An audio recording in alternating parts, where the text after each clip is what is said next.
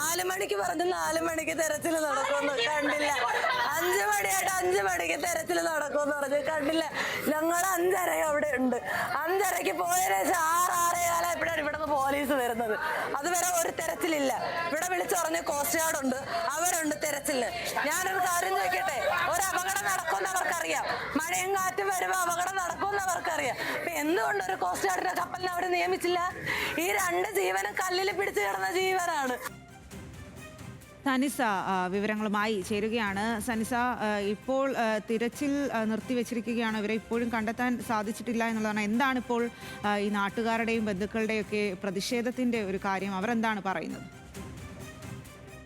രക്ഷാപ്രവർത്തനം കൂടുതൽ ശക്തമാക്കാൻ വേണ്ടി മറൈൻ എൻഫോഴ്സ്മെന്റിന്റെ കപ്പൽ വിഴിഞ്ഞത്തു നിന്നും പുറപ്പെട്ടിട്ടുണ്ട്. ഇന്നലെ 3 മണിയോടെയാണ് ഉയർന്ന തിരമാലയും കടലാക്രമണവുമുള്ള സാഹചര്യത്തിൽ കല്ലിൽ തട്ടി ഈ വള്ളം മറിയുന്നത്. വള്ളത്തിൽ 4 പേരായിരുന്നു ഉണ്ടായിരുന്നത്. അതിൽ ഫ്രീമോൺ, ഷിജിൻ എന്നിവരെയാണ് കാണാതായത്. ഈ കുടുംബം ആരോപിക്കുന്നത് ഇത്തരത്തിൽ അപകടം ഉണ്ടാകുമെന്ന് അറിയാം, എന്തുകൊണ്ട് കോസ്റ്റൽ പോലീസ് അപ്പോൾ തന്നെ തിരച്ചിൽ നടത്തിയില്ല, കല്ലിൽ തട്ടിയാണ് വീണത്, ഇവരെ രക്ഷിക്കാമായിരുന്നു എന്നാണ് കുടുംബം പറയുന്നത്. പക്ഷേ മുൻപേ തന്നെ ഉയർന്ന തിരമാലയും കടലാക്രമണവും ഉള്ളത് കൊണ്ട് തന്നെ മത്സ്യബന്ധനത്തിന് പോകാൻ പാടില്ല എന്ന് കേന്ദ്ര കാലാവസ്ഥാ വകുപ്പിന്റെയും അതുപോലെ തന്നെ കോസ്റ്റൽ പോലീസും ഇവർക്ക് മുൻപേ അറിയിപ്പ് നൽകിയതാണ്. പക്ഷേ ഇവരുടെ ഉപജീവന മാർഗമാണ്, വറുതിയുടെ ഒരു കാലമായിരുന്നു. അതുകൊണ്ട് തന്നെ കടലിൽ പോകാൻ കഴിയാത്ത ഒരു സാഹചര്യത്തിലാണ് മത്സ്യത്തൊഴിലാളികൾ. അവരുടെ ജീവിത മാർഗം അത് മാത്രമാണ്.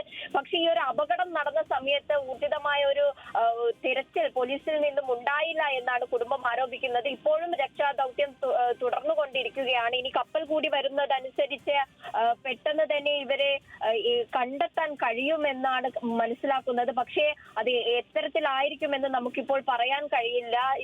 ഇത്തരത്തിൽ രക്ഷാപ്രവർത്തനം നടത്തി ആളുകൾ രക്ഷപ്പെട്ട കഥകളൊക്കെ നമുക്കറിയാം, വാർത്തകളൊക്കെ നമ്മൾ മുൻപേ കേട്ടിട്ടുള്ളതാണ്. പക്ഷേ ഇന്നലെ 3 മണിയോടെയാണ് ഈ ഒരു അപകടം നടക്കുന്നത്. ഉയർന്ന തിരമാലയിൽപ്പെട്ടായിരുന്നു വള്ളം മറിഞ്ഞത്.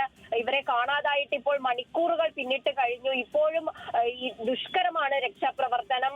കടലിലേക്ക് വള്ളങ്ങൾ ഇറക്കി അത് കരയ്ക്ക് കയറ്റാൻ കഴിയാത്ത ഒരു സാഹചര്യമാണ്. കാറ്റ് ശക്തമാണ്, പടിഞ്ഞാറൻ കാറ്റ് ശക്തമാണ്, ഉയർന്ന തിരമാലയും കടലാക്രമണവും ഉണ്ട്. ന്യൂനമർദ്ദ പാത്തിയുടെ സ്വാധീന ഫലവും കടലിൽ വളരെ മോശം കാലാവസ്ഥയാണ് നിലനിൽക്കുന്നത്. അതുകൊണ്ട് വള്ളങ്ങളോ ബോട്ടുകളോ ഇറക്കി രക്ഷാപ്രവർത്തനം നടത്താൻ കഴിയാത്ത ഒരു സാഹചര്യമാണ്. ഈ ഒരു സാഹചര്യത്തിലാണ് മറൈൻ എൻഫോഴ്സ്മെന്റിന്റെ കപ്പൽ വിഴിഞ്ഞത്ത് നിന്നും പുറപ്പെട്ടിട്ടുള്ളത്. ഇത്തരത്തിൽ രക്ഷാപ്രവർത്തനം ഊർജിതമാക്കുകയാണ് സ്വാതി. ശരി സനിസ.